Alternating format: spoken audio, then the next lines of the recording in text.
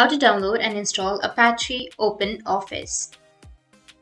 So if you want to download and install Apache OpenOffice, then what you need to do is first you need to open up your browser and then search for Apache Office, and you need to go with the first option, and it will take you to this kind of interface. You need to select your Windows 32-bit or 64-bit. So for example, I'll be just choosing 32, and then go with language. I'll be choosing English, and then version, and after that go with download full installation or the language pack. So just simply click on download full installation, and it will take you to this kind of interface where your download will start from here.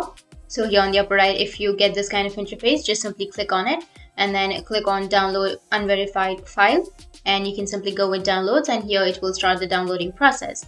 So once it's downloaded, you can double click on it and you can install it. You will have an install option. Just go and install. Once you've installed, you can launch the Apache OpenOffice and use it. So that's how you can download and install it. And if you have any questions, feel free to comment below.